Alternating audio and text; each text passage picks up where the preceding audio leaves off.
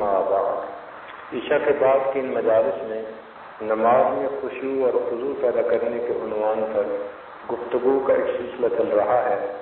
آج کا درس بھی اسی سلسلہ کی ایک کڑی ہے. اس کا عنوان ہے وضو کرنا. ہر نمازی آدمی وضو کرتا ہے، لیکن اس کو وضو کے معارف کا صحیح پتہ نہیں ہوتا، جس کی وجہ سے اہتمام کے ساتھ وضو ہر بندہ نہیں کرتا. بھگتانے والی بات کر دیتے ہیں، آزاد گیلے کرنے والی بات ہو گئی اور ہم اسے وضو سمجھ لیتے ہیں. حکم پورا ہو جاتا ہے، لیکن اس کی جو تجلیات ہیں، جو نور ہے، وہ حاصل نہیں ہوتا. مسند احمد کی یہ روایت ہے، فرمایا مفاتیح الجنہ الصلاۃ، کہ جنت کی جو کنجیاں ہیں وہ نماز ہے.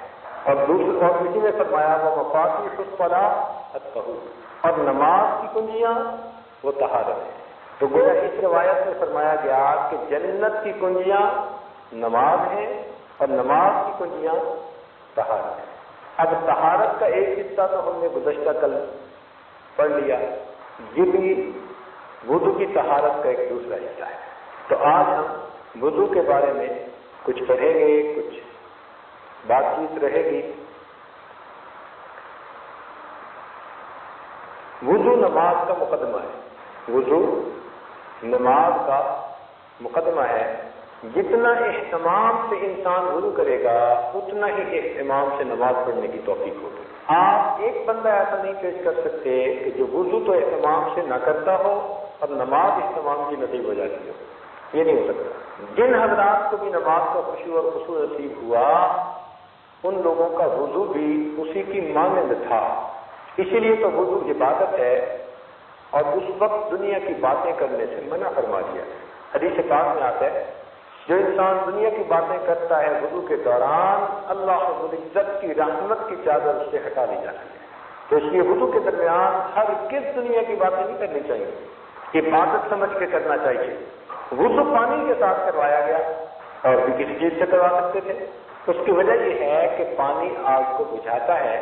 تو جب انسان پانی سے وضو کرتا ہے تو ان اعضاء پر اللہ تعالیٰ جہنم کی آگ کو بھی حرام فرما دیتے ہیں. جب آدمی کسی چیز کو دھوتا ہے نا، صاف کرتا ہے، تو اس کو پھر اچھی طرح چاروں طرف سے دھوتا ہے. تو اللہ رب العزت نے بھی مومن کو وضو کے ذریعے ہر طرف سے دھلوا دیا. جہتیں کتنی ہیں، ڈائریکشن کتنی ہے؟ ایک فرما رہے ہیں 4. بتائیے. ڈائریکشن 6 ہوتی ہیں، سامنے، آگے، پیچھے، دائیں بائیں، اوپر اور. تو 6 ڈائریکشن ہوتی ہیں. تو وضو میں انسان کو ہر سمت سے دھلوایا گیا. مثال کے طور پر چہرہ سامنے تھا، دھویا گیا. گردن کا مسا، گردن پیچھے تھی تو مسا کروایا گیا. دائیں طرف کا ہاتھ دھویا گیا، بائیں طرف کا ہاتھ دھویا گیا، اوپر کا سر دھویا گیا، نیچے کے پاؤں دھوئے گئے. تو وضو کے ذریعے اللہ رب العزت نے بندے کو شرک کے ہاتھ سے پاک کروایا، ہر طرف سے پاک ہو. اس لیے روایت میں آتا ہے کہ آدمی جس عضو کو بھی وضو میں دھوتا ہے اس عضو سے کیے ہوئے گناہ جھڑ جائے گا. چنانچہ امام اعظم ابو حنیفہ رحمۃ اللہ علیہ نے ایک نوجوان کو دیکھا، غسل کر رہا تھا اور اس کا جو پانی تھا مستعمل استعمال کیا ہوا، اس میں ایک خاص کبیرہ گناہ کے دھلے ہوئے اثرات محسوس ہوئے. وہ نوجوان ملنے آیا، حضرت نے اس کو نصیحت فرمائی کہ تم زنا سے بچو، یہ کبیرہ گناہ ہے. اس نے توبہ کی، واقعی مجھ سے گناہ سرزد ہوا تھا، آج کے بعد میں اس گناہ کو کبھی نہیں کروں گا. اس واقعے کے بعد امام اعظم ابو حنیفہ رحمۃ اللہ علیہ نے وضو کے مستعمل پانی پر کو مکروہ ہونے کا فتویٰ دے دیا کہ اس کو گناہ جھڑتے ہیں نا، تو وہ پھر پانی مکروہ ہوتا ہے، اس کو دوبارہ استعمال نہیں کر سکتے. اسی لیے شریعت میں اپنے کپڑوں کو وضو کے پانی سے بچانے کا حکم دیا گیا کہ کپڑے بالکل پاک صاف رہنے چاہیے. بلکہ بعض مشائخ تو وضو کرتے ہوئے اور کپڑا استعمال کر لیتے تھے اور نماز کے لیے مستقل صاف پاک علیحدہ چیز رکھتے تھے. تو اپنے کپڑے کتنے پاک ہو، اس لیے کہ پاک پروردگار کی بارگاہ میں حاضری ہے. جتنا انسان پاک ہوگا ظاہر سے اور باطن سے اتنا ہی نماز میں اس کو اللہ تعالیٰ کا قرب نصیب ہوگا. تو وضو میں انسان نماز کے لیے تیاری کرتا ہے. آپ اگر غور کیجئے تو عام طور پر کام کرتے ہوئے جو اعضاء ننگے رہتے ہیں، کھلے رہتے ہیں، وضو میں ان کو دھلوایا گیا. 4 فرض ہیں وضو کے. چہرے کا دھونا فرض ہے، ہاتھوں کا کونیوں تک دھونا فرض ہے، پاؤں کا دھونا فرض ہے، سر کا بعض ائمہ کے نزدیک پورے سر کا، امام اعظم کے نزدیک چوتھائی سر کا مسح فرض ہے۔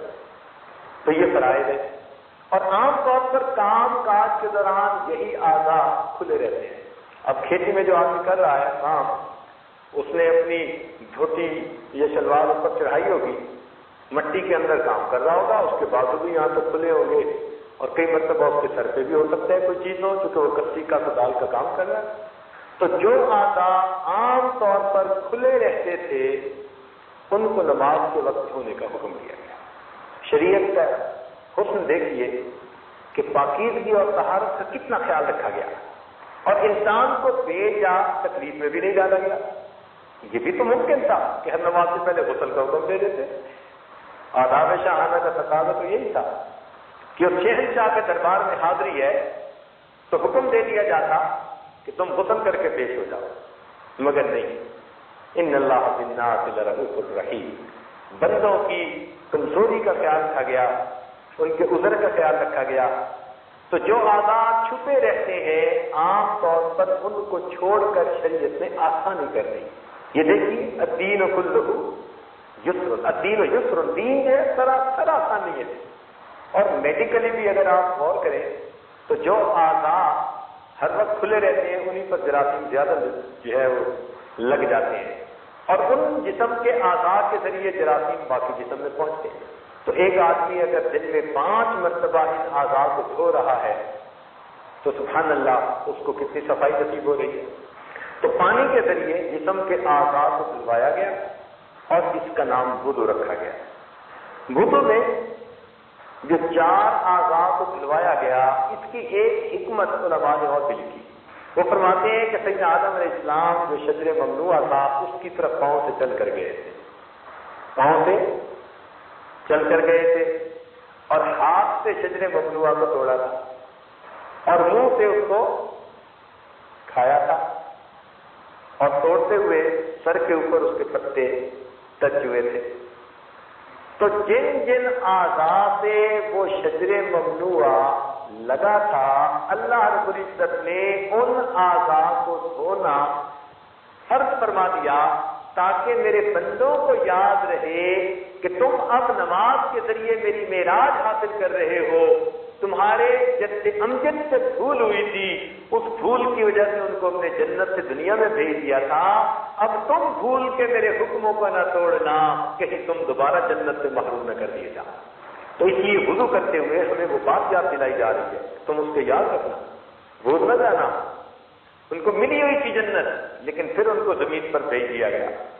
اب تم اس کو دوبارہ حاصل کرنے کے متمنی ہو تو تم اس بات کو یاد رکھو، کہیں تم ایسے کام کی طرف نہ جانا جس سے تمہیں منع کر دیا گیا ہے، کیونکہ ہر گناہ وہ شجر ممنوع سے مارے گئے۔ ہم اگر اس کے مرتکب ہوں گے تو گویا ہم نے اس شجر ممنوع کو ہاتھ لگایا، اس کو ٹچ کر دیا۔ تو ہمیں عبرت دلائی گئی ہے وضو کے ذریعے سے، یاد دہانی کروائی گئی ہے۔ بعض علماء نے کہا کہ وضو میں ہاتھ دھلوائے گئے تاکہ موت کے وقت مال دنیا سے ہاتھ دھونے آسان ہو۔ ہاتھ دھونے پر جاتے ہیں نا، کمایا اس نے نصیب دوسرے کا، جواب یہ دے گا مزے وہ اڑائے گا۔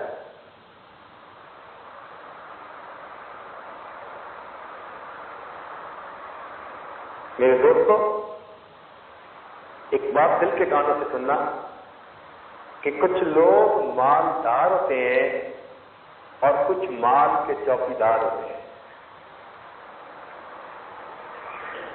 سمجھے؟ کچھ لوگ مالدار ہوتے ہیں۔ مالدار کون؟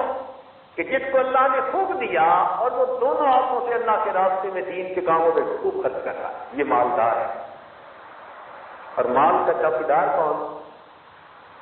کہ دیا تو بہت ہے لیکن بینک بیلنس ہی دیکھتا رہتا ہے، اللہ کے راستے میں خرچ کرنے کی توفیق نہیں، گناہوں میں خرچ ہوتے ہیں۔ اللہ، ہم لوگوں نے واشنگٹن میں مسجد بنانی تھی، اور ان دنوں دوست احباب آ کے اپنا اپنا حصہ اس میں ڈال رہے تھے۔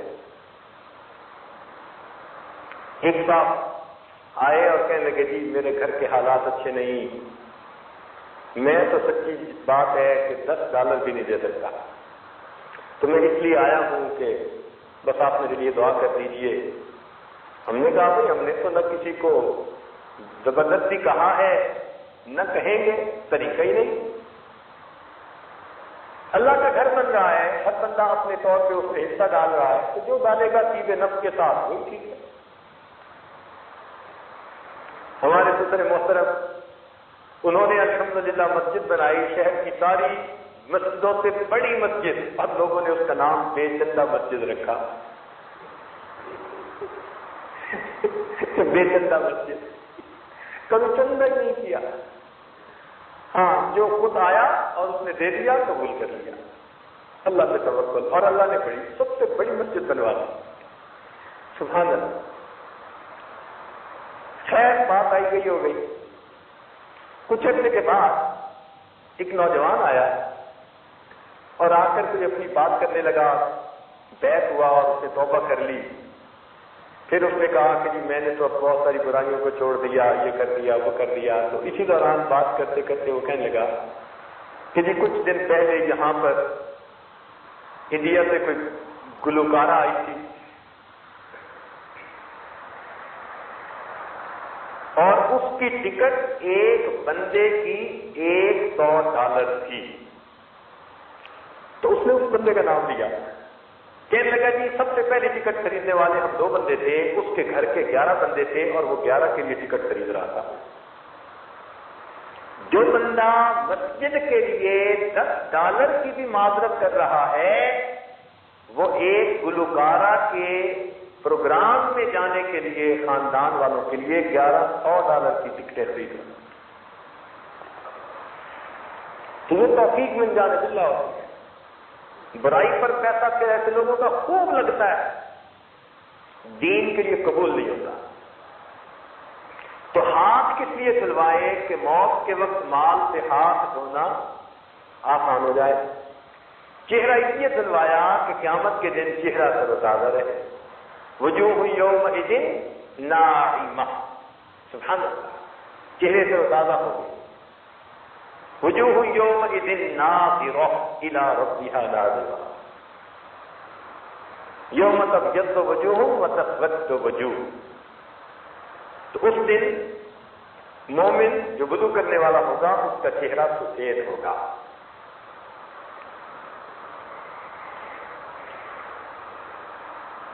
پاؤں اس لیے دھلائے کہ پل صراط پر قیامت کے دن گزرنا آسان ہو جائے، اور سر اس لیے جو ہے مسح کروایا کہ قیامت کے دن عرش کا سایہ نصیب ہونا آسان ہو جائے۔ تو بعض علماء نے وضو کی یہ حکمت لکھی۔ وضو میں ہے 4 فرض، اگر آپ غور کریں تو 4 اعضاء میں سے 2 علمی اعضاء ہیں اور 2 عملی اعضاء ہیں۔ حضرت قاری مطیب رحمۃ اللہ علیہ نے خطبات حکیم الاسلام میں یہ بات لکھی، وہ فرماتے ہیں کہ انسان کے جو چہرے کے اعضاء ہیں یہ علمی اعضاء ہیں، یہ علماء کی بستی ہے۔ تو آنکھیں ہوئی، کان ہوئے، زبان ہوئی، یہ سب کے سب یہ علماء کی بستی ہے۔ اس سے علم، یہ ذرائع علم ہیں، ان سے علم حاصل کیا جاتا ہے، ذرائع علم ہے۔ اچھا، دین کے معاملے میں سماع کو بڑی اہمیت حاصل ہے۔ یہ بھی ایک نقطہ کرتا چلوں کہ دین کے معاملے میں سماع کو بڑی اہمیت حاصل ہے۔ اس لیے ایسا تو ہوا کہ ایک پیغمبر اسلام نابینا ہوئے، لیکن یہ کبھی نہیں ہوا کہ کوئی پیغمبر اسلام بہرے ہوئے، جیسے شعیب علیہ السلام نابینا، حضرت یعقوب علیہ السلام اتنا روئے وَابْيَضَّتْ عَيْنَاهُ مِنَ الْحُزْنِ فَهُوَ كَظِيمٌ، آنکھیں سفید بینائی چلی گئی۔ تو ایسا تو ہوا کہ انبیاء کرام آنکھوں سے جو ہے وہ بینا نہ تھے، لیکن بہرے نہیں تھے، اس لیے کہ سماعت دین کے اندر بڑی اہمیت رکھتی ہے۔ اب نقطے کی بات سنیے کہ جب حدیث کی روایت کی جاتی ہے نا تو حدیث کی روایت میں سماع ضروری ہے حدیث کے آگے روایت کے لیے. اب مثال سے سمجھیں، اگر ایک محدث ہے اور ساری زندگی حدیث کا سماع کرے اور وہ بڑا ثقہ آدمی ہے اور حدیث کو وہ یکجا کر لے، جمع کر لے، اور اب اپنی جو کتاب لکھی ہوئی ہے اپنے بیٹے کو دے دے اور کہہ دے بیٹا اس میں میں نے تمام وہ حدیثیں لکھی ہیں جو صحیح ہیں سند کے اعتبار سے، میں تمہیں دیتا ہوں، اور ان کا بیٹا اگر کتاب سے حدیث کو نقل کرے گا تو محدثین کے نزدیک یہ روایت کا سلسلہ مقطوع سمجھا جائے گا، کیونکہ باپ سے بیٹے کو سماعت حاصل نہیں، فقط لکھی ہوئی جو ہے حدیث. تو اس سے معلوم ہوا کہ دین کے معاملے میں سماع کتنا ضروری ہے. ایک سے دوسرے نے سنا، دوسرے سے تیسرے نے، تیسرے سے آگے نے، بالکل نقل کرنے والے صاحب تک یہ سلسلہ بغیر درمیان میں کہیں قطع ہونے کے پہنچ. اس لیے سماع بہت ضروری ہے. اب جو لوگ کتابیں پڑھ کے علم حاصل کر لیتے ہیں اس لیے ان کا علم قابل اعتبار نہیں ہوتا، کچا علم ہوتا ہے. استاد ضروری جس سے انسان ویٹنگ کروائے، دین پائے، دین کو سنے.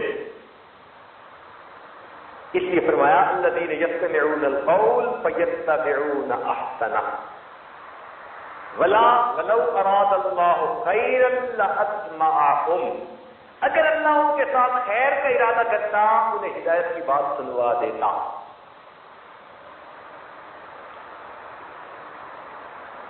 ان فی ذلک لآیات لقوم یسمعون. تو سماعت کی باتیں قرآن میں بہت کی گئی. تو اچھا سامع ہونا یہ بھی ایک نعمت ہے، ورنہ تو ادھر سے سن کے ادھر سے نکال دیتے. تو دین میں سماعت کا دخل ہے، علم میں خاص طور پر.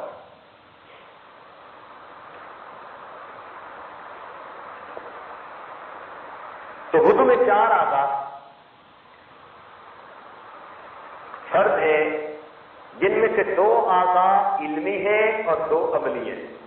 مثلا ہاتھ اور پاؤں یہ دونوں مزدور قسم کے اعضاء ہیں، جو دل دماغ نے بتایا انہوں نے کام کرنا ہے. ان کا اپنا عقل نہیں ہے، یہ حکم کے پابند ہیں، تو یہ مزدور اعضاء ہوتے ہیں. اور دیکھو اللہ تعالیٰ نے وہ نماز کی بستی کو اوپر بتایا ہے اور مزدور اعضاء کو نیچے بتایا ہے. ہاتھ پاؤں نیچے ہوتے ہیں نا، تو انسان کے جسم میں بھی اللہ نے ان کو انزل الناس منازل، ان کا درجہ اونچا رکھا.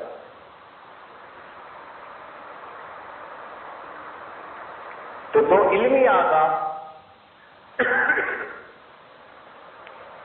ایک سر اور ایک چہرہ، اور 2 عملی اعضاء، ایک ہاتھ اور ایک پاؤں. لیکن جب انسان کو پانی نہ ملے تو اس وقت تیمم کا حکم دیا گیا، اور تیمم کے لیے مٹی کو استعمال کروایا گیا. کیوں؟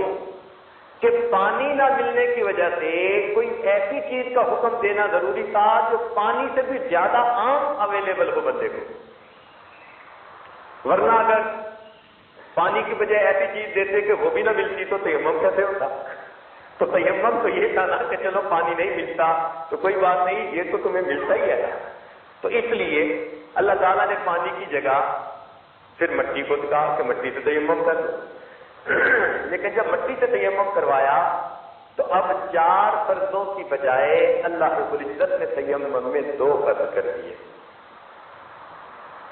اس لیے کہ جب کسی چیز کو تبدیل کیا جاتا ہے تو وہ چیز پہلے سے آسان ہوا کرتی ہے.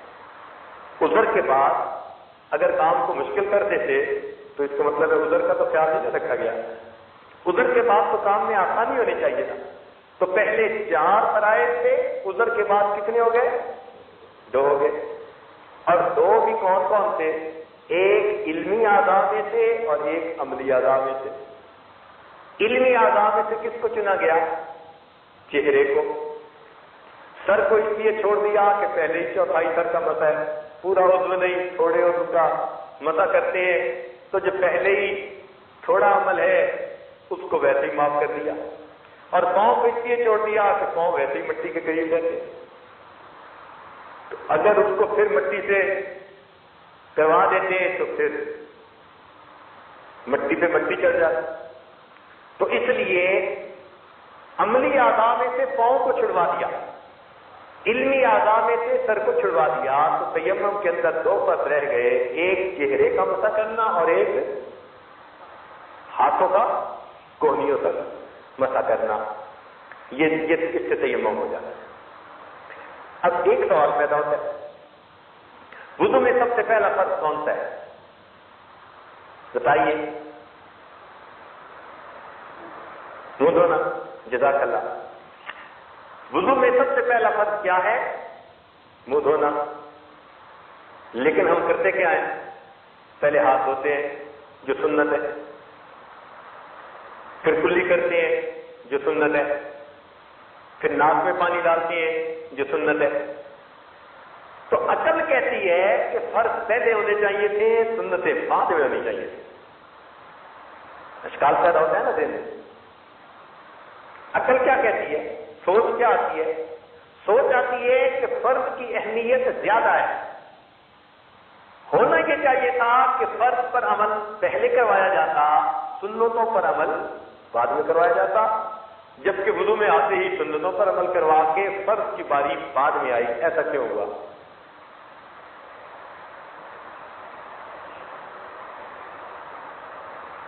بتائیں گے کچھ؟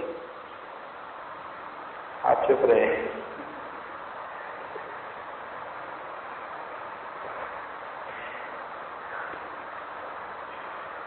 اس میں حکمت تھی، دیکھیے ذرا غور کیجیے گا کہ ضروری تو نہیں کہ پانی ہمیشہ ٹوٹی سے پاک صاف ہی مل رہا ہے، جانتے ہیں کہ پانی ٹھیک نہ ہو۔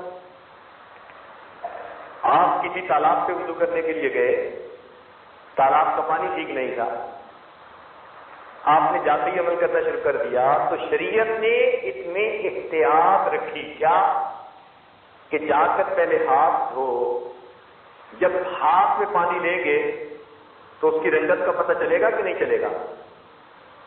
اگر بے رنگ پانی ہوگا تو پتہ چلے گا ٹھیک رنگت ہے، اور اگر اس میں کچھ ملا ہوا ہوگا تو رنگ سے فوراً پتہ چل جائے گا کہ بھائی یہ تو پانی کی رنگت ٹھیک نہیں ہے۔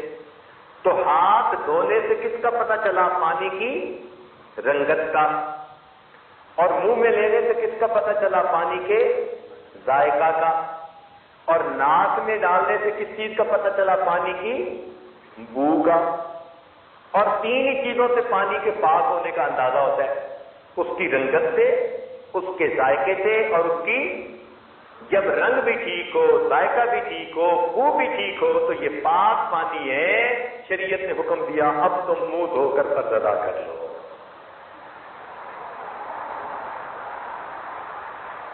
الحمدللہ، دیکھو شریعت کے احکام میں کیا حکمتیں ہیں اللہ رب العزت کی بات۔ تو اس لیے ہم سب سے پہلے آ کے ہاتھ دھوتے ہیں، ہاتھ دھوتے ہوئے دعا پڑھوائی جاتی ہے، بسم اللہ العظیم والحمدللہ علی دین الاسلام۔ اب یہ ایک ایسا موقع ہے وضو کے وقت ہاتھ دھونا کہ جس کی جو دعا ہے اس کے اندر دین اسلام کی نعمت پر اللہ کا شکر ادا کیا گیا ہے۔ کیونکہ عام طور پر ایسے مواقع کم آتے ہیں کہ جہاں اسلام پر شکر کرنے کی نعمت سامنے آئے۔ اب کھانے وقت کھانے کی دعائیں، پیتے وقت پینے کی دعائیں، سوتے وقت سونے کی دعائیں، تو اسلام کی نعمت پر شکر ادا کرنے کا وقت کون سا ہوگا؟ تو شریعت نے کہا کہ اچھا اب یہ اسلام کی نعمت ہے کہ تم نماز پڑھ کے اپنے پروردگار کی ملاقات کرنا چاہتے ہو، اس لیے وضو کرتے وقت جب ہاتھ دھو گے تو تمہیں اسلام کی نعمت پر اللہ کا شکر ادا کرنا ہے۔ اس لیے بالخصوص جب انسان وضو کرنے لگے تو یہ دعا پڑھے۔ اس دعا کے پڑھنے سے انسان گویا اسلام کی نعمت پر اللہ کا شکر ادا کر رہا ہوتا ہے۔ اور یہ ایمان اور اسلام کی نعمت پر اللہ کا شکر ادا کرنا اللہ تعالیٰ کو بہت پسندیدہ ہے. اللہ تعالیٰ اس بات کو پسند کرتے ہیں. اس لیے حدیث پاک میں فرمایا گیا کہ صبح شام یہ دعا پڑھنی چاہیے: رضیت باللہ ربا وبمحمد نبیا وبالاسلام دینا.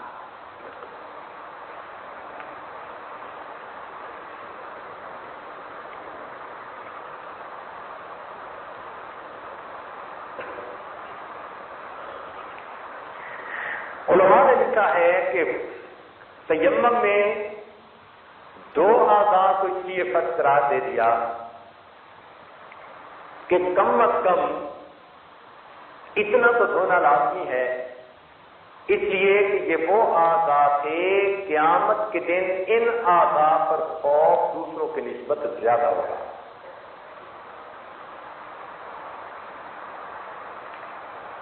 دوسروں کی نسبت زیادہ ہوگا.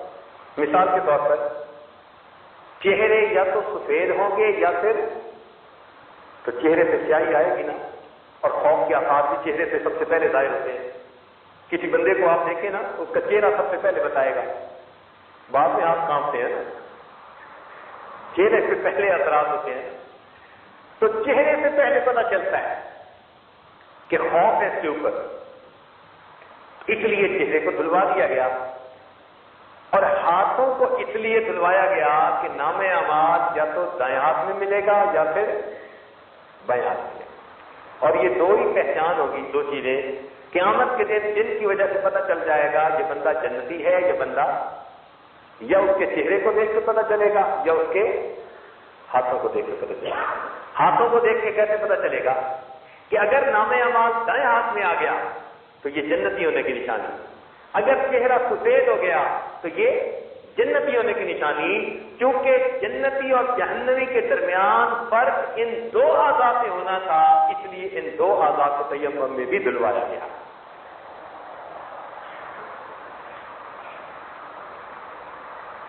اب کوئی آدمی یہاں سوال کر سکتا ہے کہ جی پل صراط سے گزرتے ہوئے پاؤں بھی کانپیں گے، پل صراط سے گزرتے ہوئے پاؤں بھی کانپیں گے تو پاؤں بھی دھونے چاہیے تھے. تو علماء نے اس کا جواب لکھا کہ پل صراط سے گزرنے سے پہلے نام اعمال انسان کو دائیں ہاتھ میں مل چکے ہوں گے، لہذا ایمان والوں کے نام اعمال چونکہ دائیں ہاتھ میں ہوں گے، مومنوں کے پاؤں پل صراط پر ہرگز نہیں کانپیں گے، وہ کافروں کے پاؤں کانپیں گے. پہلے ان کو پتا چل چکا ہوگا کہ ہماری بدطبیعت ہے، ہم پاس ہیں، اس لیے ان کے پاؤں نہیں کانپیں گے. پاؤں کانپیں گے ان کے جن کے بائیں ہاتھ میں نام اعمال ہوگا.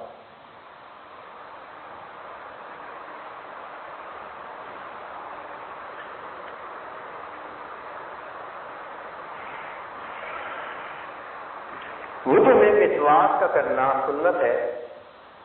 نبی علیہ السلام نے ارشاد فرمایا کہ تم اپنے منہ کو صاف رکھا کرو اس لیے کہ تم اسے اللہ کا قرآن پڑھتے ہو. اور ایک روایت میں آتا ہے کہ فرشتہ نمازی کے تلاوت کو سنتا ہے، حتیٰ کہ وہ فرشتہ اس کے اتنے قریب ہو جاتا ہے کہ اس تلاوت کرنے والے قاری کے ہونٹوں پہ اپنے ہونٹ رکھ دیتا ہے، اتنا قریب ہو جاتا ہے اللہ کے کلام کی شوق میں. اگر اس نے مسواک نہ کیا ہو تو فرشتہ ایسا نہیں کرتا، پیچھے رہ جاتا ہے. اور اگر اس نے مسواک کیا ہوگا تو فرشتہ اس کے اتنے قریب ہو کر اللہ کا قرآن سن رہا ہوگا. اس لیے جو اللہ کا قرآن پڑھنے والے حضرات ہیں ان کو اپنا منہ ضرور صاف کرنا چاہیے مسواک کے ذریعے سے. نبی علیہ السلام نے ارشاد فرمایا اگر مجھے امت کی تکلیف کا احساس نہ ہوتا تو میں ہر نماز میں مسواک کا کرنا فرض قرار دے دیتا. اس سے کیا اندازہ ہوتا ہے کہ نبی علیہ السلام کتنا اہتمام چاہتے تھے. تو ہمیں مسواک کا بہت اہتمام کرنا چاہیے. ایک بات ذہن میں رکھنا، دو سنتیں ہیں، منہ کو صاف رکھنا بھی سنت ہے اور منہ میں مسواک مارنا بھی سنت ہے. کئی لوگ لکڑی کی مسواک کو مارتے ہیں، کرتے ہیں، لیکن وہ منہ صاف نہیں ہوتے، منہ سے بو آتی ہے. تو سنت ایک تو حاصل ہو گئی، مگر منہ کو صاف رکھنے کی سنت حاصل نہیں ہوئی۔ صاف رکھنا بھی ضروری ہے۔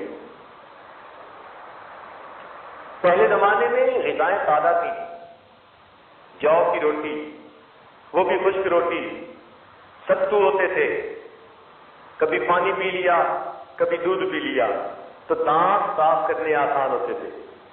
یہ آج کے دور کی آئس کریمیں نہیں ہوتی تھی، یہ آج کے دور کی مرغن غذائیں نہیں ہوتی تھی۔ آج کی دور کی غذاؤں سے اپنے منہ کو صاف کرنے کے لیے اگر مسواک کام نہیں پورا کر رہا تو آپ کو چاہیے کہ برش استعمال کریں، اس پر دوائی استعمال کریں، منہ کو بو سے صاف رکھیں۔ بعض دوستوں کو ہم نے دیکھا، وہ کہتے ہیں کہ یہ تو انگریزوں کا طریقہ نہیں، ہرگز نہیں۔ منہ کو صاف کرنا یہ شروع سے ہمارے مشائخ کا طریقہ آ رہا ہے، اور یہ نہیں کہ فقط لکڑی کا مسواک کیا جاتا تھا۔ عورتوں میں لکڑی کے مسواک کی جگہ درختوں کی چھال استعمال کی جاتی تھی۔ اب یہ اخروٹ کی چھال وہ اتنا دانتوں کو صاف کر دیتی ہے کہ کتنے میلے دانت کیوں نہ ہو، آپ اخروٹ کی چھال لے کر جو سبز ہوتی ہے اس کو آپ منہ میں لگائیں تو 1 منٹ کے اندر دانت ایسے صاف ہوں گے کہ جیسے آپ کسی ڈینٹل کلینک سے صاف کروا کے باہر نکل رہے ہیں۔ تو عورتوں میں پہلے زمانے سے شروع سے ہی کیکر کی چھال، بادام کے درخت کی چھال، اخروٹ کی چھال، یہ چھالیں استعمال کرنے کا طریقہ رہا، اور ان کے لیے یہی سنت تھی، منہ کو صاف رکھنا۔ تاہم آج کے دور میں عورتیں سمجھتی ہیں کہ مسواک کرنا مردوں کے لیے سنت ہے، اور یہ غلط فہمی ہے۔ مسواک مردوں کے لیے بھی سنت ہے، عورت کے لیے بھی سنت ہے، یہ اچھی طرح ذہن نشی کر لیجیے۔ تو مسواک کی سنت پر آج عورتوں میں بہت عمل کم رہ گیا ہے۔ وہ برش وغیرہ کر لیتی ہیں تو ایک سنت پر عمل ہوا کہ منہ صاف رکھتی ہیں، مگر مسواک والی سنت پر عمل نہیں ہوا، تو دونوں پر عمل کرنا ضروری ہے۔ نبی علیہ السلام نے ارشاد فرمایا حدیث پاک میں، تم اپنے منہ کو صاف رکھو گے تو تمہاری عورتیں زنا کا ارتکاب نہیں کیا کریں گی۔ حدیث پاک ذمہ داری سے عرض کر رہا ہوں، اگر تم اپنے منہ کو صاف رکھو گے تو تمہاری عورتیں زنا کا ارتکاب نہیں کیا کریں گی۔ تو اس لیے دیکھا کہ کچھ لوگ فقط مسواک کر لیتے ہیں، منہ کی صفائی کا خیال نہیں کرتے، تو دونوں چیزوں کا خیال کر لیں۔ اگر آج کی غذائیں کھانی ہے تو پھر آپ چاہے کوئی منجن لگائیں، کوئی اور دوائی لگائیں، کوئی برش کے ذریعے دوائی لگائیں، جو مرضی لگائیں، منہ کو صاف رکھیے۔ مقصد یہ کہ بدبو نہیں آنی چاہیے۔ اگر بدبو آئی، اللہ کا فرشتہ آپ کی تلاوت کو اس طرح سے نہیں سنے گا۔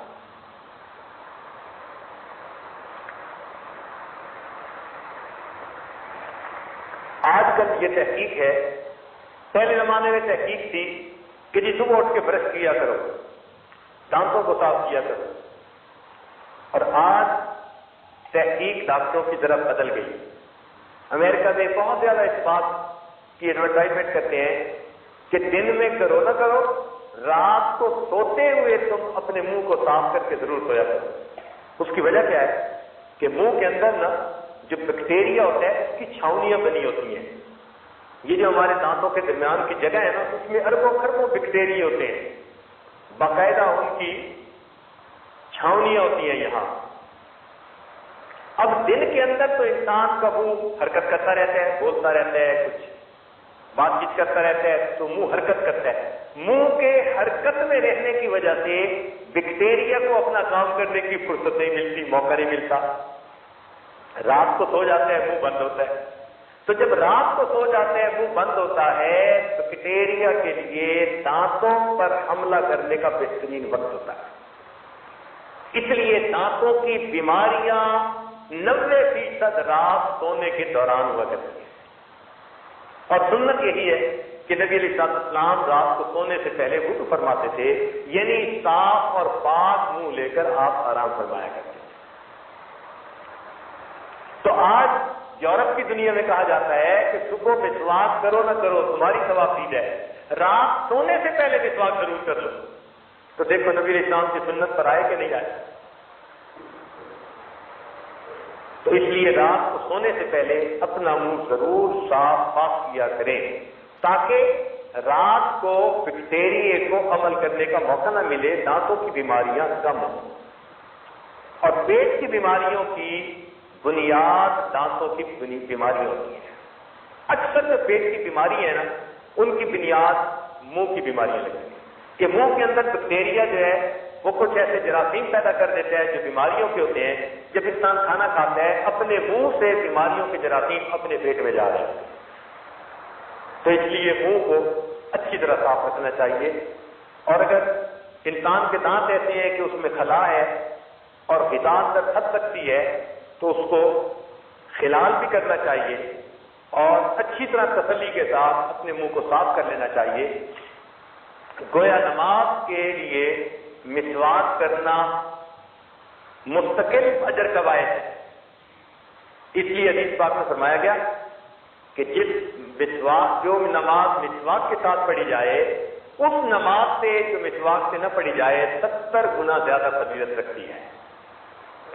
تو دیکھو نماز کا بھی اجر بڑھ گیا اور صفائی بھی بہتر ہو گئی، تو فائدہ تو ہمارا اپنا ہوا۔ اس حدیث پاک میں ہے، ابن حجر رحمۃ اللہ علیہ نے بیات میں یہ حدیث نقل کی ہے، فرماتے ہیں کہ مسواک کا استعمال کیا کرو، اس میں 10 فائدے ہیں۔ منہ کو صاف کرتی ہے، اللہ تعالیٰ کی رضا کا سبب ہے، شیطان کو غصہ دلاتی ہے، مسواک کرنے والے سے اللہ تعالیٰ اور فرشتے محبت کرتے ہیں، مسوڑوں کو تقویت دیتی ہے، بلغم کو قطع کرتی ہے، شیطان کو غصہ دلاتی ہے، منہ میں خوشبو پیدا کرتی ہے، سفرات کو دودھ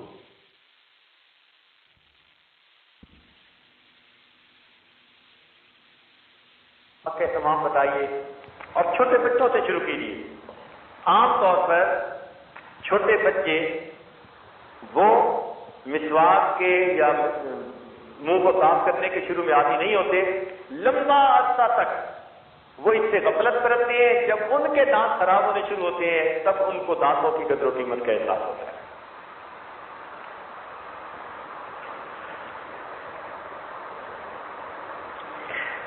حدیث پاک میں فرمایا گیا الوضوء صلاح المؤمن، کہ وضو مومن کا اسلحہ ہے۔ اسلحہ سے انسان دشمن سے اپنا بچاؤ کرتا ہے، تو گویا وضو کے ذریعے سے انسان کی دشمنوں سے حفاظت ہوتی ہے۔ اب دشمنوں میں سے بڑا دشمن ہمارا کون ہے؟ شیطان ہے۔ تو اس لیے باوضو آدمی کو شیطان یعنی شیطانی وساوس کم آتے ہیں بنسبت بے وضو انسان کے۔ اس لیے ہمارے مشائخ نے فرمایا ہے کہ طالب کو چاہیے کہ اکثر اوقات باوضو رہے۔ آپ باوضو رہنے کی عادت ڈالیے اپنے اندر، پھر دیکھیے کہ آٹومیٹکلی یہ وساوس کم ہوتے چلے جائیں گے، خود بخود کم ہوتے جائیں گے۔ اور یہ جو ہے نا باوضو زیادہ دے رہے ہیں نا، یہ اللہ کی توفیق سے ہے۔ کچھ لوگ پوچھتے ہیں جی کوئی طریقہ بتائیں کہ ہم لمبی دیر تک وضو سے رہ سکیں۔ کچھ کھانے کے ساتھ بھی ہے کہ انسان ذرا اپنے کھانے پہ نظر رکھے، جن چیزوں سے زیادہ پیٹ میں گیس بنتی ہے ان سے پرہیز کر لیں اور کھانا اعتدال کے ساتھ کھائے۔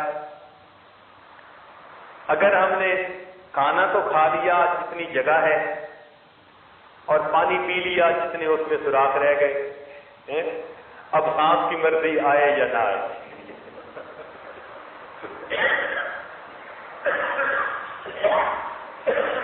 تو ایسی صورتحال میں پھر کیا بنے گا؟ وضو قائم نہیں رہتا، یہ شکوہ کرنے کی ضرورت ہی نہیں تھی۔ ہمارے اسلاف کا تو یہ حال تھا۔ عبد الوہاب شیرانی رحمۃ اللہ علیہ اخلاق الصالحین میں لکھتے ہیں کہ ہم نے ایسے لوگوں کا دور پایا، ان کی صحبت اٹھائی جو ہفتے میں 1 مرتبہ بیت الخلاء جایا کرتے تھے، ہفتے میں 1 مرتبہ۔ اچھا یہاں ایک بات اور بھی عرض کرتا چلے، ہمارے جسم کی ریکوائرمنٹ بہت تھوڑی ہے، ہم اکثر عادتاً زیادہ کھانا کھاتے ہیں، ہم اکثر عادتاً زیادہ کھانا کھاتے ہیں، عادت بنی ہوتی ہے۔ علماء نے لکھا ہے کہ جو بندہ 1 کھجور کھا لے اس کو 3 دن تک بھوک کی وجہ سے موت نہیں آ سکتی۔ 1 کھجور کے اندر اتنی غذائیت ہے کہ ایک کھجور کھا لے تو 3 دن تک بھوک کی وجہ سے موت نہیں آ سکتی، اتنی کیلوریز ہوتی ہے. تو ہمارے جسم کی ریکوائرمنٹ ہوتی ہے تھوڑی سی، اور ہم عادتاً زیادہ کھا رہے ہوتے ہیں. آپ کو پتہ ہے کہ جنگل کا بادشاہ شیر ہے اور وہ روزانہ نہیں کھاتا، ہفتے میں 1 مرتبہ. ہمیں ایک صاحب لے گئے لائن پارک دیکھنے کے لیے، تو وہاں میں نے سوال پوچھا کہ ان کو آپ کتنے دنوں کے بعد جو ہے وہ کھانا دیتے ہیں؟ انہوں نے کہا کہ ہر سنڈے کو ہم ان کو کھانا دیتے ہیں، باقی پورا ہفتہ یہ کھانا. صحیح ہے کہ ہم 24 گھنٹے میں 3 دفعہ، ہم بہتر شیر نہیں ہیں.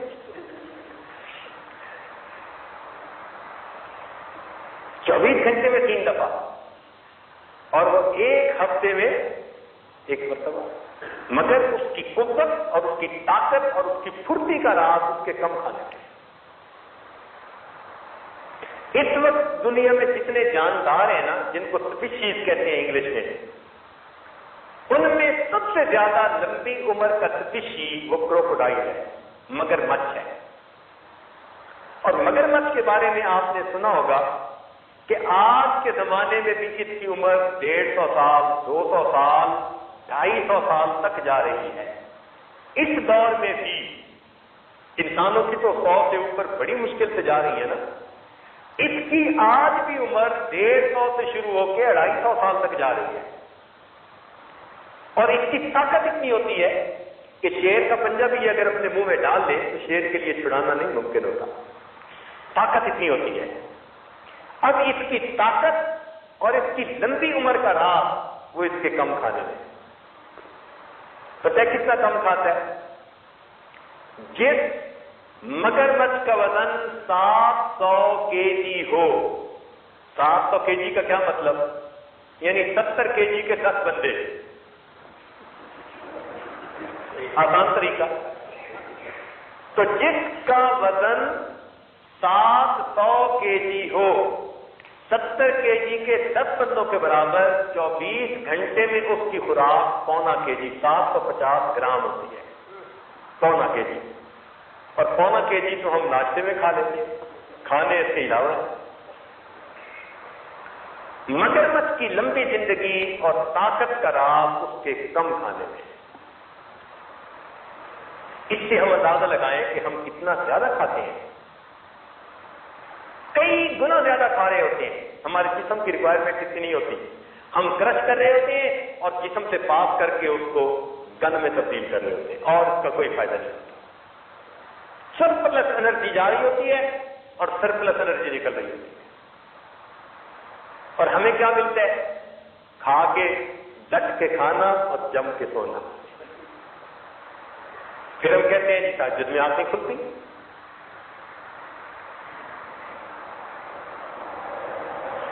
تاثار خانیہ میں ایک عجیب بات لکھی ہے. پیٹ بھرے انسان پر کسی کی نصیحت کا اثر نہیں ہوتا. یہ بڑی عجیب بات ہے.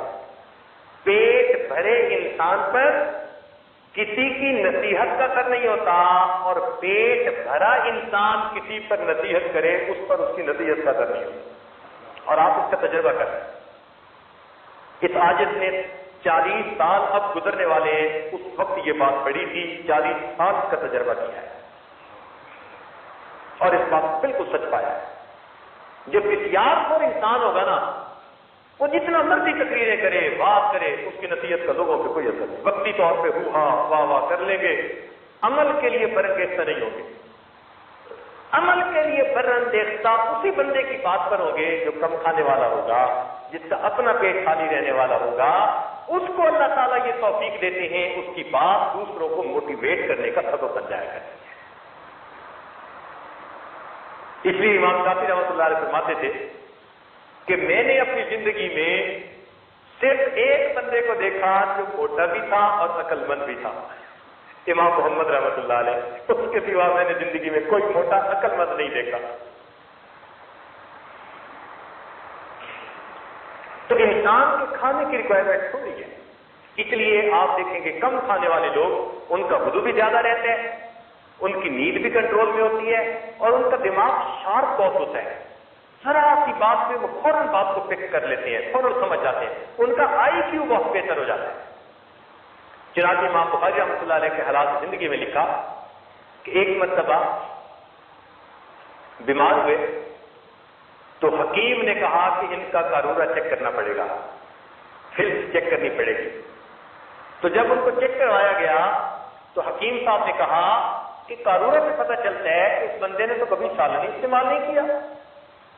تو شاگرد نے آ کر امام صاحب سے کیا کہ حضرت حکیم صاحب تو یہ کہہ رہے تھے, تو کیا آپ نے سالن کبھی نہیں استعمال کیا؟ فرمایا پچھلے 20 سال سے 5 یا 7 بادام کا مغز یعنی گلیاں نکال کر تو 5 یا 7 بادام روزانہ کھا کر گزارا کر لیتا. 24 گھنٹے کی خوراک امام بخاری رحمۃ اللہ علیہ کی 24 گھنٹے میں 7 بادام تھے. 20 سال گزارے اس کے اوپر, اور پھر ذہانت اللہ نے کیا دی تھی.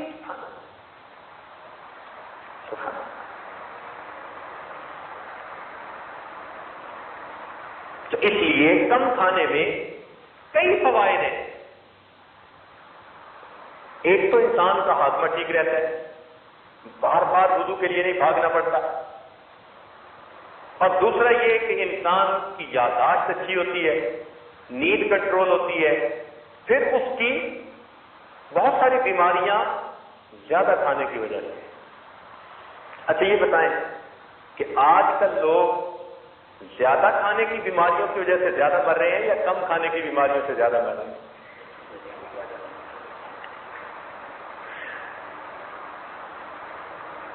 یہ کولیسٹرول بڑھ جانا, شوگر بڑھ جانا, بلڈ پریشر بڑھ جانا, یہ زیادہ کھانے کے نتیجے ہیں یا کم کھانے کے نتیجے ہیں؟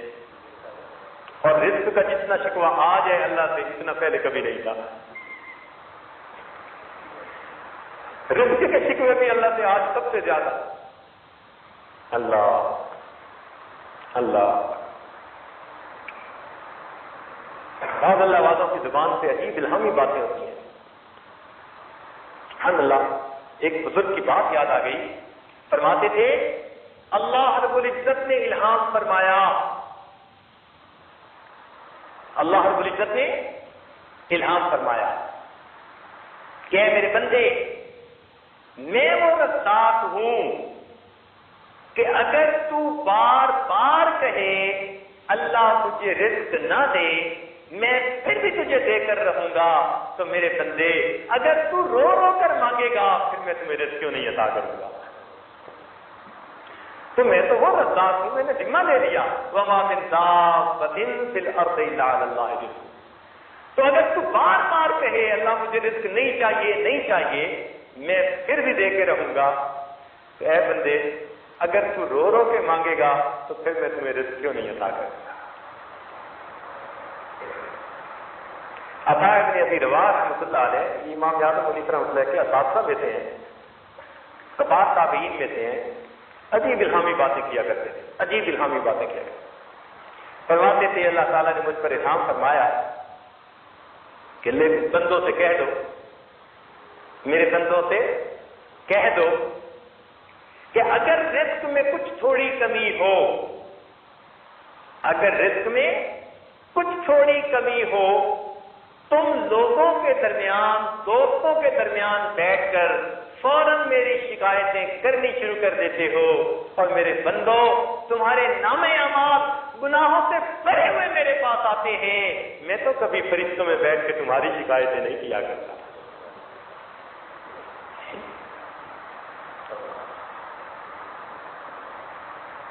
اور واقعی بات ایسی ہے, تھوڑا سا کچھ کاروبار اوپر نیچے ادھر ادھر ہو جائے شکوے شروع کر دیتے ہیں. مخلوق کو نہ بتائیں, خالق کے سامنے عرض کریں. 2 رکعت نفل پڑھا کریں. اس لیے حدیث پاک میں آتا ہے کہ نبی اسلام کے کو جب کوئی مہم پیش آ جاتی تھی, خود بھی اور اہل خانہ کو بھی نماز کا اہتمام کرنے کا، یعنی صلاۃ الحاجت پڑھنے کا حکم دیا کرتے تھے۔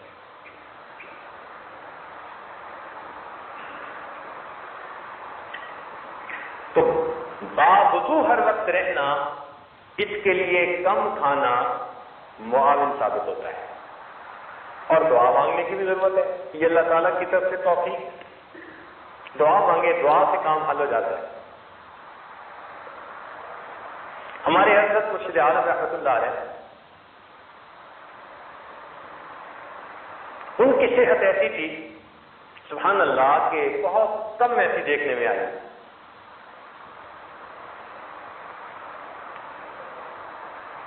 ہمارے یہاں پہاڑی علاقہ ہے مری، تو گرمیوں کے رمضان میں مری میں لوگ پورے ملک کے سمت سے پہنچ جاتے ہیں، ٹھنڈی ہونے کی وجہ سے وہاں رمضان بھی گزارتے ہیں، منظر بھی بہت خوبصورت ہے۔ قراء حضرات نے وہاں پر ایک جگہ اپنی متعین کی ہوئی ہے مسجد، پورے شہر کے قراء چن چن کے وہاں آتے ہیں اور وہ قرآن سناتے ہیں، اور ایسا قرآن سناتے ہیں سبحان اللہ کہ اس وقت تقریباً 38 سال گزر چکے ہیں، اس مصلے کے اوپر کسی حافظ کو آج تک متشابہ نہیں لگا۔ وہ کھڑا ہی ایسے بندے کو کرتے ہیں جس بندے کو سورہ فاتحہ کی طرح قرآن مجید یاد ہوتا ہے۔ الحمدللہ اس عاجز نے ان گناہگار آنکھوں سے شاید درجن سے بھی زیادہ ایسے حضرات کی خود زیارت کی کہ جن کو قرآن مجید سورہ فاتحہ کی طرح یاد تھا۔ اللہ انبلیویبل، بعض افراد کو حیران ہو جاتے ہیں۔ یعنی ان کو کہا ایک آیت، انہوں نے آیت پڑھ دی، میں نے کہا پچھلی آیت وہ پڑھ دی، اس سے پچھلی آیت وہ پڑھ دی، میں نے پیچھے 20-30 آیتیں پڑھائیں اور وہ پیچھے 20-30 آیتیں بتاتے چلے گئے۔ حیران نہیں ہوتا بندہ؟ یعنی ایک آیت حافظ کو بتاؤ نا تو وہ آگے تو پڑھ دے گا، پیچھے پڑھنا یا پیچھے کی آیت کون سی ہے یہ بتانا مشکل ہوتا ہے، اور ایک آیت بتا بھی لے گا تو اس سے پیچھے کی بتانا اور مشکل ہے۔ لیکن ایسا قرآن پاک یاد کہ آپ ایک آیت پوچھیے، اس سے پیچھے کی کون وہ پڑھ دیں گے، اس سے پیچھے کی، اس سے پیچھے کی 20 آیتیں پیچھے پڑھواتے جائیے، وہ 20 آیتیں آپ کو پیچھے پڑھتے چلے جائیں گے۔ اللہ چنانچہ ایک مرتبہ ایک حافظ صاحب تھے، دوستوں میں بیٹھے ہوئے تھے، تو انہوں نے کہا جی کہ یہ پارا پڑھ لیا ہے، کہاں پڑھ لیا ہے؟ تو کسی نے کہا نہیں پڑھا، بس مجھے کہیں کہیں جہاں وقت ہوتے ہیں نا وہاں پہ ذرا تنگی پیش آتی ہے۔ کہنے لگا میں آپ کو بتاتا ہوں، وہیں بیٹھے بیٹھے ہر آیت کا آخری لفظ پڑھتے پڑھتے پورا پارا مکمل کر دیا۔ پہلی آیت کا آخری لفظ یہ ہے، پھر اس کے بعد یہ، پھر یہ، وہ لفظ بھی پڑھتے گئے، آخری لفظ اور آخری لفظ پڑھ کر پارا مکمل کر دیا۔ سورہ فاتحہ کی طرح قرآن مجید یاد، سبحان اللہ، ایسے اشاعت دیکھے، سبحان اللہ۔ کراچی میں ایک صاحب ہے، ان کو قرآن کا کمپیوٹر کہا جاتا ہے، قرآن کا کمپیوٹر کہا جاتا ہے۔ ہم ان کا نام سنا کرتے تھے، اللہ تعالیٰ کی چاند کی شادی کی ایک محفل میں اکٹھے ہو گئے، کسی نے تعارف کروایا، اللہ اکبر، واقعی میں نے ان سے کوئی آدھا گھنٹہ خوب باتیں کی اور پوچھی۔ اس بات پہ حیران تھا کہ جب ان سے کوئی لفظ پوچھا جاتا تو پھر وہ کیا بتاتے کہ یہ جو آپ نے لفظ پوچھا ہے نا، یہ قرآن پاک میں اتنی جگہ ہے، پہلے کتنی جگہ، فلاں جگہ آیا ہے، اس صورت میں، اس رکوع میں آیت نمبر اتنی ہے، پھر اس پارے میں آیا ہے، اس رکوع میں آیت نمبر اتنی ہے، پھر اس جگہ، یعنی وہ 10 جگہ اگر لفظ آیا ہے تو 10 جگہ کی آیت نمبر بھی آپ کو ساتھ بتائیں، یہ 74 نمبر آیت ہے، یہ 75 نمبر آیت ہے، 55 نمبر آیت ہے۔ اس عاجز نے اپنی زندگی میں ایسا انسان نہیں دیکھا، حیران ہوتے ہیں، عجیب، سبحان اللہ۔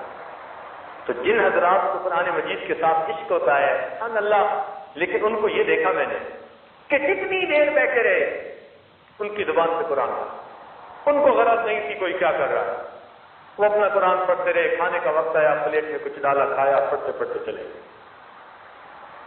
حفاظت کے ایک استاد تھے، وہ بھی ہر وقت پڑھتے رہتے تھے، ہر وقت پڑھتے رہتے تھے۔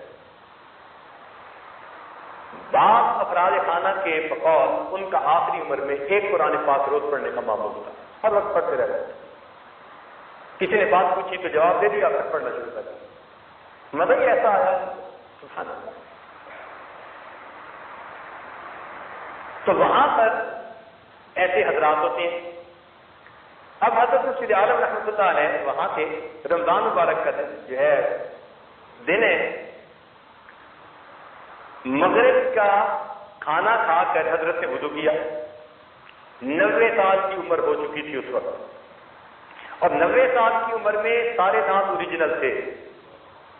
90 سال کی عمر میں سارے دانت اوریجنل تھے۔ ایک مرتبہ میں نے ایک نرم روٹی نکال کے دی، میں نے کہا حضرت آپ یہ کھائیے، تو فرمانے لگے مجھے سخت کیوں نہیں دیتے، میرے دانتوں کو کیا ہے؟ تو سخت روٹی نکال کر دی، حضرت فرماتے تھے ہاں میں سخت روٹی کھاؤں گا۔ 90 سال کی عمر میں اوریجنل دانت، کانوں میں کوئی آلہ نہیں لگایا ہوا، کوئی کونے میں بھی بات کرتا تو سن لیتے تھے، اور جب خط ملتا تھا تو اینک اتار کے خط پڑھا کرتے تھے۔ یعنی قریب کی نظر ٹھیک تھی، دور کی نظر جو عمر کے ساتھ ساتھ ایج فیکٹر کی وجہ سے کم ہو جاتی ہے تو دور کے لیے اینک لگاتے تھے اور قریب کی نظر رکھتے تھے۔ اللہ تعالیٰ نے ایسی صحت دی۔ تو مغرب کا کھانا کھا کے وضو کیا، مسجد میں آ گئے، عشاء پڑھی، تراویح پڑھ لی، تراویح کے بعد قرآن حفاظ سے سنانا شروع کر دیا، سنتے سنتے حتیٰ کہ سحری کا وقت ہو گیا۔ عرض کیا کہ حضرت اب آپ ہوٹل تشریف لے چلیے، تو میں نہیں، یہی لوگ سحری کر رہے ہیں، میں یہی کروں گا سب کے ساتھ۔ وہی کھانا تناول فرمایا۔ کھانا کھانے کے بعد تو صحت مند بندے کو بھی وضو کرنے کی ضرورت پڑتی ہے، تو پھر عرض کیا کہ حضرت اب وضو کے لیے تشریف لے چلے، فرمایا میرا وضو کوئی کچا دھاگا ہے، شوگر کی بیماری ہے، اور مغرب کے بعد وضو کر کے ساری رات جاگ کر پھر سحری کھائی، اور سحری کھانے کے بعد کہا کہ حضرت وضو کی تجدید کر لے، کہنے لگے میرے وضو کوئی کچا دھاگا ہے۔ خاموش ہو گئے ڈر کے مارے، تو ویسے ہی بزدل تھے، ڈرتے تھے۔ تو فجر کی نماز پڑھی، فجر کے بعد حضرت کا درد ہوا کرتا تھا، روز الا نابا، کچھ ہو جائے۔ حضرت نے سب کو رات میں بٹھایا، فرمایا ساری رات تم نے سنایا، اب میں تمہیں قرآن سناتا ہوں۔ ماشاء اللہ، پھر درس قرآن عجیب دیا، پھر درس قرآن اشراق تک۔ اشراق کی نماز پڑھ کر جب آئے تو اس وقت اپنے کمرے میں آ کر وضو کی تجدید کی، مغرب کا وضو کر کے، رات گزار کے، کھانا کھا کے، اشراق کے بعد پھر آ کر وضو کی تجدید کرتے ہیں، حالانکہ شوگر کی بھی بیماری ہے۔ معلوم ہوا ذالک فضل اللہ یؤتیہ من یشاء واللہ ذو الفضل العظیم۔ تو یہ وضو رہنا یہ اللہ کا فضل ہوتا ہے۔ آپ دعا کریں گے اللہ تعالیٰ آسان کر دیں گے۔ بار بار دعا کیجیے، دو رکعت صلاۃ الحاجت پڑھ کے دعا کیجیے، فرض نمازوں کے بعد دعا کیجیے، اللہ تعالیٰ آسان کر دیں۔ پکی بات۔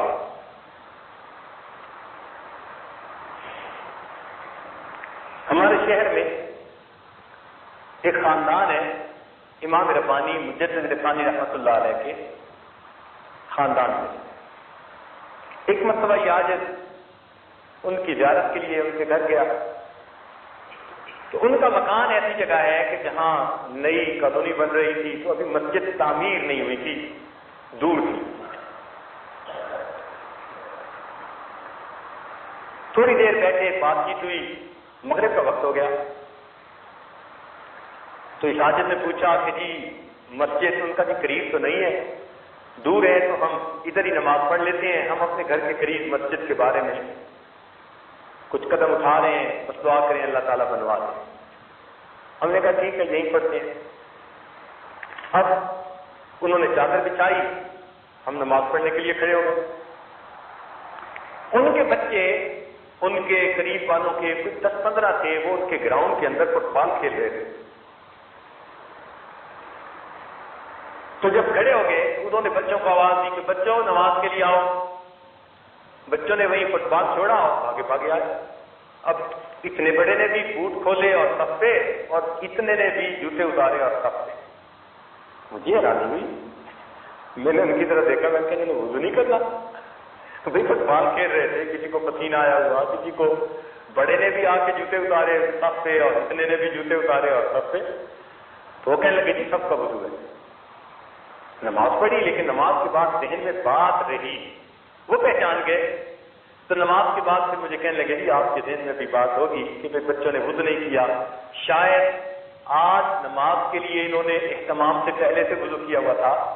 بات یہ ہے ہمارے امام ربانی مجدد ثانی رحمۃ اللہ علیہ کے خاندان میں یہ بات چلی آ رہی ہے کہ ہم نے اپنی زندگی باوضو گزارنی ہے. ہمارے گھر کے 5 سال سے بڑی عمر کے کسی بھی بڑے مرد عورت بچے بچی کو آپ دیکھیں گے ہمیشہ باوضو پائیں گے. آج کے دور میں بھی ایسے لوگ موجود ہیں، آج کے دور میں زندہ ہیں. وہ کہتے ہیں ہمارے خاندان میں یہ چیز آ رہی ہے، شروع سے بچے کو تعلیم دی جاتی ہے کہ بچہ تم نے باوضو زندگی گزارنی ہے. بس وضو ٹوٹا دوبارہ وضو کر لیا، وضو ٹوٹا دوبارہ وضو کر لیا. اور نبی علیہ السلام کی سنت مبارکہ بھی یہی ہے. حدیث پاک میں آتا ہے نبی علیہ السلام نے قضاء حاجت سے فراغت حاصل فرمائی اور اسی وقت مٹی کے ساتھ تیمم فرما لیا جبکہ آپ دریا کے کنارے پر تھے. صحابی نے عرض کیا اللہ کے نبی کے سامنے تو پانی ہے وضو کر لیتے. فرمایا مجھے کیا معلوم یہاں سے وہاں پہنچتے ہوئے مہلت بھی ملے گی کہ نہیں ملے گی. تو وضو تیمم اس لیے کر لیا کہ وہ وضو کا قائم مقام. تو معلوم یہ ہوتا ہے کہ نبی علیہ السلام بھی اس سنت مبارکہ یہی کہ آپ بھی باوضو ہی زندگی گزاری. اس لیے سالک کو چاہیے کہ وہ باوضو زندگی گزارنے کی نیت کرے، ارادہ کرے. اس سے شیطانی وساوس کم ہو جائیں گے، گناہ کم ہو جائیں گے. وضو کی برکت اپنی ہوتی ہے. تو باوضو زندگی گزارنے کی کوشش کرنی چاہیے. حدیث پاک میں آتے ہیں تم جیسے زندگی کا گزارو گے تمہیں ویسے موت آئے گی. کما تعیشون تموتون. تو جب حدیث پاک میں آیا کہ تم جیسے زندگی گزارو گے ویسے موت آئے گی تو معلوم ہوا کہ جو انسان باوضو زندگی گزارے گا اس آدمی کو باوضو موت آئے. تو باوضو موت آ گئی، اللہ تعالیٰ اپنی رحمت سے آسانیاں فرما دیں. تو اس لیے وضو کی خوب پابندی کریں، جتنی اپنی طرف سے کر سکتے ہیں، گھبرایا نہ کریں. الحمدللہ ہم نے اپنے رشتہ داروں میں ایسی جوان بچیوں کو دیکھا کہ جو اپنے بچوں کو بے وضو دودھ نہیں پلاتی. اور یہ بات کہنی آسان ہے، کرنی اتنی مشکل ہے. ہم سے پوچھو نا کہ گھر کی عورتوں کو پھر کیا کیا جتن کاٹنے پڑے، حیران ہوتے ہیں. یعنی ماں بیٹے کے ساتھ سوئی پڑی ہے اور بیٹا رویا تو ماں نے اسے اپنا دودھ دیا، لیکن دودھ دینے سے پہلے وضو کرنا ہے. سردی کے موسم میں لحاف میں سے گرم کمرے میں سے نکل کے جاؤ وضو کرو، وضو کر کے آؤ، بچے کو دودھ پلا کے 15 منٹ لیٹو. 15 منٹ کے بعد بچہ پھر روتا ہے کہ مجھے پھر دودھ چاہیے. اب پھر وضو کرنے کے لیے جاؤ کیونکہ آگ لگ گئی تھی. پھر احساس ہوا کہ واقعی بچے کو ہمیشہ باوضو دودھ پلانا آسان کام نہیں ہے، بڑا مشکل ہے. آپ کار پہ سفر کر رہے ہیں اور بچہ رو رہا ہے اور اگر وضو نہیں ہے تو آپ وضو کیسے کریں، بچے کو دودھ کیسے پلائیں، اور بچہ تڑپ رہا ہے دودھ پلاؤ. اب رکو وضو کرو. اب باپردہ عورتوں کے لیے وضو کرنا کتنا مسئلہ. لیکن الحمدللہ آفرین ہے ان بچیوں اور ان عورتوں پر آج کے اس گئے گزرے دور میں بھی اپنے بچوں کو باوضو دودھ پلاتی ہے. یہ برکتیں ہوتی ہیں کہ مشائخ کی اچھی عادتیں ان کی نسلوں میں آگے چل رہی ہیں، ان کی اولادوں میں چل رہی ہیں. خواجہ معین چشتی اجمیری رحمۃ اللہ علیہ نے بنگال کا دورہ کیا. 7 لاکھ ہندو مسلمان ہوئے اور 70 لاکھ مسلمانوں نے بیعت توبہ کی. 7 لاکھ ہندو مسلمان اور 70 لاکھ مسلمان مرید بنے تو بتائے. جب گھر پہنچے تو بڑے خوش تھے. ماں نے پوچھا معین الدین بڑے خوش نظر آتے ہو. اماں مجھے اللہ نے یہ سعادت بخشی، اتنے لوگوں نے اسلام قبول کیا، مجھے ذریعہ کے طور پہ اللہ نے قبول کر لیا. ماں نے کہا بیٹا یہ تیرا کمال نہیں، یہ میرا کمال ہے. یہ تیرا کمال نہیں، یہ میرا کمال ہے. کہ اماں آپ کا کمال کیسے؟ لاڈ میں پوچھا آپ کا کمال کیسے؟ فرمایا بیٹے جب تم چھوٹے تھے میں نے کبھی بے وضو دودھ نہیں پلایا، یہ اس کی برکت ہے، اللہ نے لاکھوں انسانوں کو تمہارے ہاتھ پہ اسلام قبول کرنے کی توفیق دی۔ تو پہلے زمانے میں عورتیں اپنے بچوں کو اس طرح بابودو دودھ پلاتی تھی، بابودو کھانے پکاتی تھی۔ آج تو بابودو کھانے پکانے کا رواج ہی ختم ہو گیا، رواج ہی ختم ہو گیا۔ تھوڑا ہے کچھ جگہوں پر ہے، ابھی کراچی میں یہ عادت تھا، اپنے ہی تعلق والے کوئی دوست تھے، الحمدللہ کئی دنوں کے بعد انہوں نے کھانا سامنے رکھا تو کھانا رکھ کر کہا کہ حضرت آپ کا یہ کھانا پکاتے ہوئے میری اہلیہ نے 11 مرتبہ سورہ یاسین شریف مکمل کی۔ خوشی ہوئی الحمدللہ، ابھی کچھ لوگ باقی ہیں جہاں۔ آپ اب گھر کی عورتوں کو ذمہ داری لگا دیجیے کہ وہ ہمیشہ باوضو کھانا کھلائیں گھر کے مردوں کو، آپ کو اپنی اولاد سے شکوے ختم ہو جائیں گے۔ تجربہ کر کے دیکھیے، ہم نے اس کو آزمایا ہے۔ آپ جو کہتے ہیں نہیں اولاد دین میں دلچسپی نہیں لیتی، پڑھتی نہیں، فرما بردار نہیں، کہنا نہیں مانتے، سب شکوے ختم ہو جائیں گے۔ کیوں؟ جب ان کو باوضو پکا ہوا کھانا ملنا شروع ہو جائے گا، اس میں برکت اور اس میں نور ہوا کرتا ہے۔ جو عورتیں شکوے کرتی ہیں نا جی خاوند گھر میں گرم دماغ رہتا ہے، تعاون نہیں کرتے، ہر وقت ڈانٹ ڈپٹ کرتے رہتے ہیں، وہ خاوندوں کو باوضو کھانا کھلانا شروع کر دیں، اللہ تعالیٰ گھر کے ماحول کو محبت پیار والا بنا۔ تجربہ کر کے دیکھیے، ہم نے باقاعدہ آزمایا ہے اس کو۔ جس گھر میں پریشانی زیادہ ہے رزق کی یا صحت سے متعلقہ، اس گھر کے سارے لوگ باوضو رہنا شروع کر دیں، اللہ تعالیٰ ان کو پریشانی اور مصیبتوں سے آسانی کرے۔ الوضو صلاح المؤمن، حدیث جو آئی ہے نا، تو یہ حدیث معمولی نہیں ہے کہ وضو مومن کا اسلحہ ہے۔ اسلحے سے انسان کی جیسے حفاظت ہوتی ہے، اسی طرح وضو سے انسان کی ہر پریشانی ہر مصیبت سے اللہ حفاظت کروا دیتے ہیں۔ تو اس لیے آج باوضو زندگی گزارنے کا اہتمام یہ بہت کم ہے۔ پہلے زمانے میں خانقاہوں میں اس کا بہت اہتمام سمجھایا جاتا تھا، باقاعدہ اس کی تعلیم دی جاتی تھی اور ہر بندہ ہر وقت باوضو رہتا تھا۔ چنانچہ ہمارے سلسلہ کے بزرگ تھے حضرت خواجہ فضل علی قریشی رحمۃ اللہ علیہ، اس عاجز کے اوپر دادا پیر بنتے ہیں، شیخ کے شیخ کے شیخ، تو پردادا پیر بنتے ہیں۔ سبحان اللہ، ان کی اپنی زمین تھی اور وہ زمین میں خود اپنی کاشت کرتے تھے اور فرماتے تھے کہ میرا معمول ان دنوں میں یہ تھا کہ میں زمین میں کاشت کے دوران لا الہ الا اللہ کا ذکر کرتا، شام کو حساب لگاتا 70,000 مرتبہ ہو چکا ہوتا۔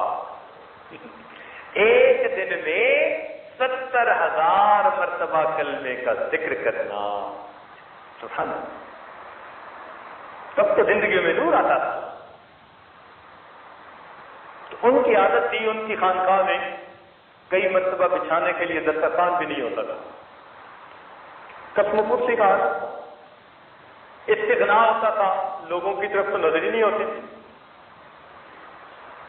اللہ کے خزانوں پہ نظر ہوتی تھی، بس مل جاتا تھا تو ان کو کھلا دیتے تھے، دسترخوان نہیں ہوتا تھا۔ تو کئی مرتبہ ان کو لائن میں بٹھا دیتے جیسے دسترخوان ہوتا ہے، لیکن ان کی ایک ران کے اوپر روٹی رکھ دی جاتی اور دوسرے ہاتھ میں گڑ کی ڈلی دے دی جاتی، کھانا کھاؤ۔ اور کبھی کبھی گڑ بھی نہ ہوتا تو لسی، ایک پیالہ لسی کا، تو ایک ہاتھ میں لسی اور ایک روٹی دے دی جاتی، کھاؤ کھانا۔ یہ فقراء کا کھانا ہوتا تھا۔ ایسے کھانے کھا کے اللہ اللہ کرتے تھے۔ ایک مرتبہ حضرت خواجہ فضل قریشی رحمۃ اللہ علیہ نے سامنے سب کے دسترخوان بچھوایا اور روٹی رکھی، اور روٹی رکھ کے کہا فقیرو، فقیرو کہتے تھے، بات عجیب ہے، فرمان لگے فقیرو، یہ جو روٹی تمہارے سامنے پڑی ہے، اس روٹی کے لیے جو گندم تھی، اس گندم بونے کے لیے جب زمین میں ہل چلایا گیا تو وضو کے ساتھ، جب اس زمین کو پانی دیا گیا تو وضو کے ساتھ، جب گندم کے دانے زمین میں ڈالے گئے تو وضو کے ساتھ، پھر بعد میں اس کی حفاظت کی گئی تو وضو کے ساتھ، پھر گندم کو کاٹا گیا تو وضو کے ساتھ، پھر اس کے دانوں کو بھوسے سے جدا کیا گیا تو وضو کے ساتھ، پھر گندم کو آٹے میں پیسا گیا تو وضو کے ساتھ، پھر آٹے کو گھر کے اندر گوندا گیا تو وضو کے ساتھ، اور پھر اس کی روٹی پکائی گئی تو وضو کے ساتھ۔ فقیروں، وہ روٹی آپ کے سامنے لا کر پہنچائی گئی وضو کے ساتھ، کاش کہ آپ لوگ بھی اسے وضو کے ساتھ کھا لیتے۔ یہ تعلیم دیتے تھے ہمارے مشاہد، کاش کہ آپ لوگ بھی اسے وضو کے ساتھ کھا لیتے۔ اللہ مجھے کچھ مجالس میں ایک واقعہ پڑا کہ ایک عیسائی عورت تھی، اس کا بچہ تھا،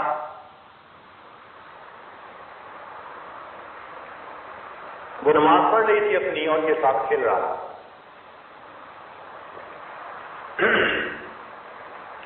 کوئی دشمن تھا، اس نے جب دیکھا کہ عورت تو نماز پڑھ رہی ہے اور اس کا بچہ ساتھ کھیل رہا ہے اور تنور جل رہا تھا، اس نے عداوت کے مارے اس کے بچے کو اٹھا کے تنور میں پھینک دیا۔ یہ دشمنی بہت بری ہوتی ہے، بہت بندے کو اندھا کر دیتی ہے، آنکھوں پہ پٹی بن جاتی ہے، حیوان ہو جاتے ہیں انسان۔ اس عورت نے اطمینان سے نماز پڑھی، نماز پڑھ کے جب تنور کے پاس آئی تو بچہ کھیل رہا تھا، بچے کو اس نے نکالا۔ اب لوگوں میں یہ بات بڑی مشہور ہو گئی، کچھ لوگ اس کے پاس آئے، کہنے لگے کہ تجھے یہ مرتبہ کیسے ملا،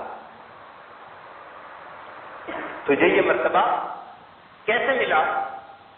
تو اس عورت نے کہا کہ میرے اندر 4 باتیں ہیں، ایک تو میں پوری زندگی باوضو گزارتی، ہر وقت باوضو رہتی، دوسرا جب بھی وضو کرتی ہوں تو ہمیشہ تحیۃ الوضو ضرور پڑھتی ہوں، یعنی 2 رکعت نفل پڑھتی ہوں، اور تیسری یہ کہ جس کسی بندے کا کام میں کر سکتی ہوں، مشقت بھی اٹھا لیتی ہوں، مگر اس کا کام ضرور کر دیتی ہوں،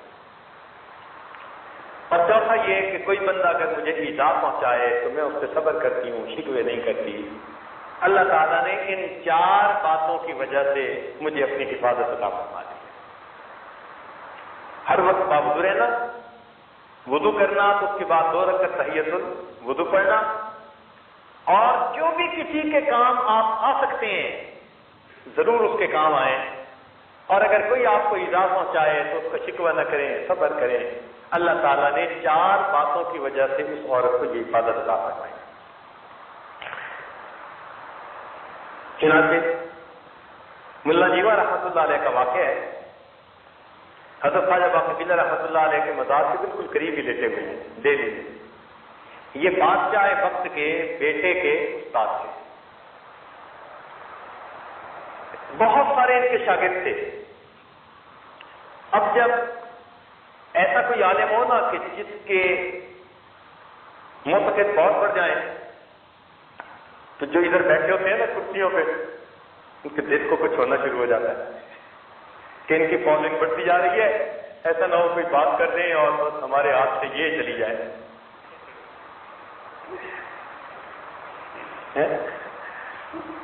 پہلے زمانے کے لوگ تو پھر بھی آیت الکرسی پڑھتے تھے، آج کے دور کے قرآن کرسی کرسی کرسی کرسی۔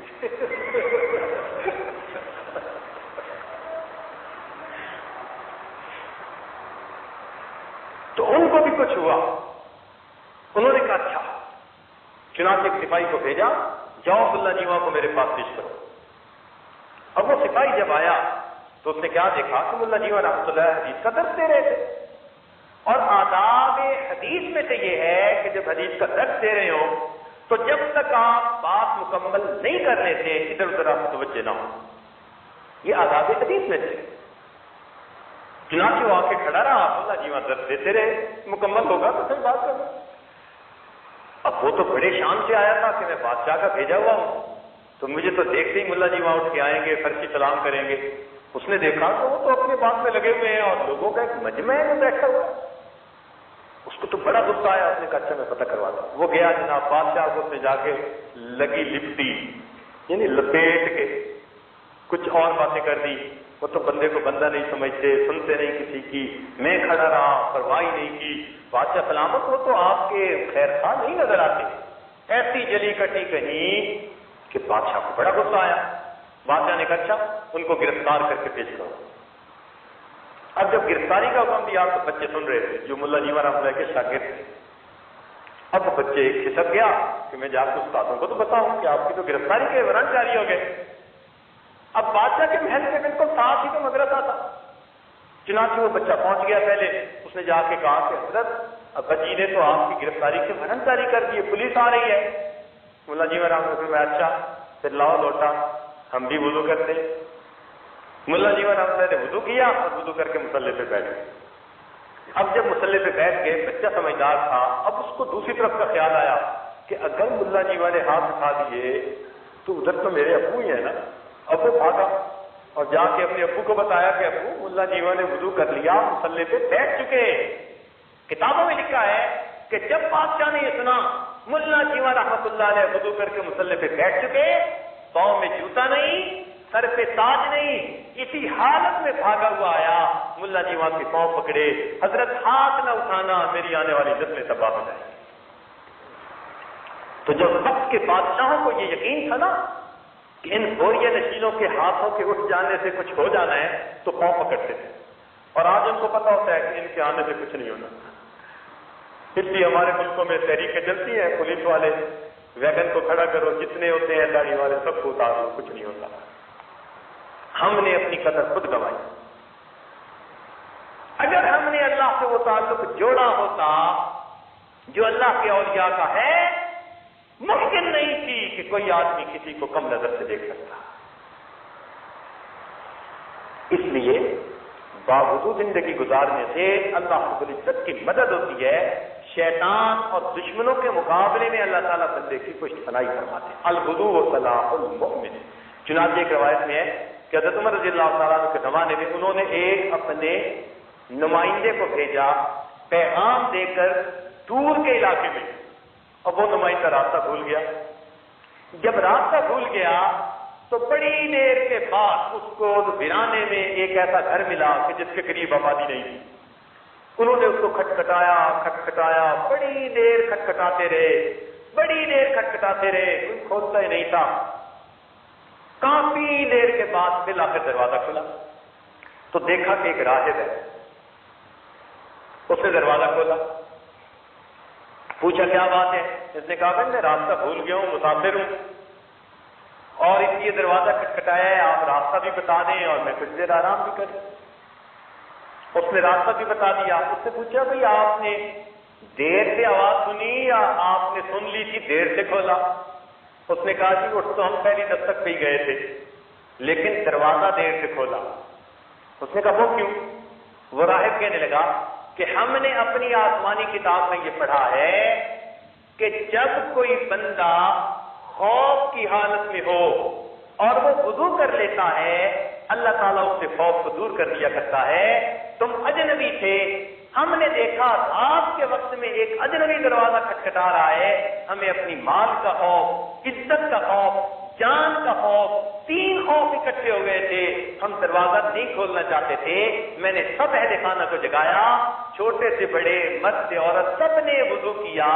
جب ہم وضو کر چکے ہم اللہ کی حفاظت میں آ گئے، پھر دروازہ کھولا، اس لیے کہ اب ہمیں اللہ کی حفاظت نصیب ہے۔ تو اس سے اندازہ لگائیے کہ پہلی آسمانی کتاب والے لوگوں میں بھی وضو کا کتنا اہتمام ہوا کرتا تھا، تو ہم میں تو اور بھی زیادہ اہتمام ہونا چاہیے۔ لہذا خود بھی باوضو زندگی گزاریے، اہل خانہ کو، بچوں کو بھی اسی ترغیب دیجیے۔ اللہ رب العزت باوضو زندگی گزارنے کی توفیق عطا فرمائے، جب جانے کا وقت ہو تو باوضو ہی دنیا سے جانے کی توفیق عطا فرما دے۔ وآخر دعوانا ان الحمد للہ۔